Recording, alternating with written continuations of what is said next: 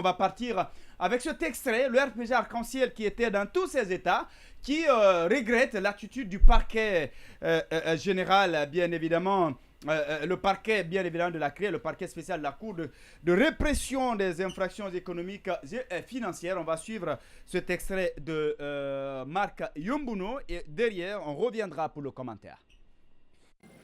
L'actualité, c'est que vous avez suivi la décision de certaines juridictions pour la libération de Bill Gates. Toute la Guinée était contente pour dire que cette fois-ci, vraiment, la personne ou l'autorité qui refusait a pris conscience, est devenue humaine pour laisser au moins cette première décision s'exécuter. Mais malheureusement, ce n'est pas encore le cas. On ne comprend rien. Est-ce que la justice n'existe pas? Est-ce que c'est une seule personne, quand toutes les juridictions demandent la libération de quelqu'un, un autre se lève pour dire je refuse? Mais c'est grave. Combien de décisions prises pour la libération des Kassori, même la Cour de la CEDEAO, il dit que ça ne l'intéresse pas. Les réformes, la refondation, la rectification, je vois maintenant, ce n'est pas seulement la Constitution.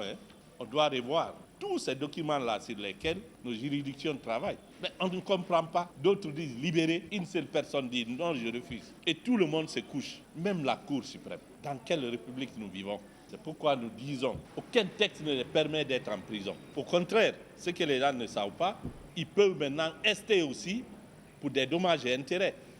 Et après, il n'y a rien sur vous. Vous avez le droit aussi, bien évidemment, de porter plainte contre peut-être l'État. Oui, mais M. Kita, avant de parler même des dommages et intérêts, rappelez-vous d'abord qu'il y a d'autres qui ont laissé la vie. Ouais. Il y a l'ancien ministre, l'ancien président de la CENI, Lucini Camara, qui a rendu l'âme, comment je peux appeler ça, dans ces situations. Aujourd'hui, l'image de ce dernier est ternie. Parce que la famille ne peut pas, s'il faut dire, accepter que celui-ci soit mort dans cette situation, gardé dans des conditions très déplorables jusqu'à ce que la mort s'en ait suivi. Non seulement à cause de 20 millions, mais au-delà, on n'a pas rétabli la personne dans sa dignité. Et aujourd'hui, c'est la même chose. Vous ne pouvez pas dire que tel ou tel autre ont volé les biens de l'État. Vous n'avez pas de preuves. Le mécanisme mis en place pour on vous a dit ici qu'on est tous en Guinée. Oui, on sait qui est qui. Non, mais ceux qui ont volé. Alors, si tel est le cas, qu'on arrête le jugement. Non, si tel est le cas, on connaît qui est qui, même au sein de l'armée. Bien sûr. On connaît aussi le passé récent de la Guinée. Bien sûr. C'est tout récemment qu'on a fait le référendum. Bien sûr. C'est tout récemment qu'on a fait le 3e mandat. Bien sûr. Alors, on ne peut pas dédouaner encore ces genres de personnes. C'est pourquoi je disais que quand on dit qu'il y a une prise de conscience au niveau de nos magistrats, je me pose la question parce que lorsque le coup d'État a eu lieu, l'actuel ministre dit qu'il n'y a aucun changement. Ça, il l'a dit. Effectivement, et c'est ça le problème. Et c'est ça le problème. Parce que quand vous prenez le procureur de la CRIEF, Ali Touré, vous prenez l'actuel ministre, ce sont des gens qui ont reconnu devant les médias nationaux et internationaux qu'ils avaient recevé de la pression au niveau du pouvoir. Et aujourd'hui, on a compris que ce mécanisme continue. Et si un magistrat se permet d'appeler le président de la République pour prendre des décisions, pour prendre s'il faut dire, des directions, quelle conduite à tenir, ça pose énormément de questions, d'inquiétudes au niveau de l'opinion nationale et internationale. Parce que, est-ce que le ministre même ne prend pas, s'il faut dire, des consignes avant de prendre des décisions? Si les magistrats doivent prendre des décisions avant que telle ou telle action ne soit mise en place ou ne soit exécutée, mais aujourd'hui on est comme dans une jungle.